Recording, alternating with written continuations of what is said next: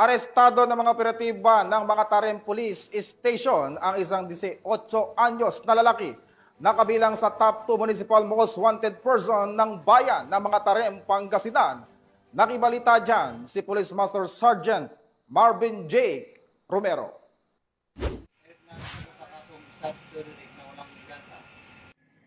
Naresto ng mga otoridad ang top 2 municipal most wanted person na si Car, 18 anyos, residente ng Barangay Pisok, Orbis Tondo, Pangasinan dahil sa kasong statutory rape.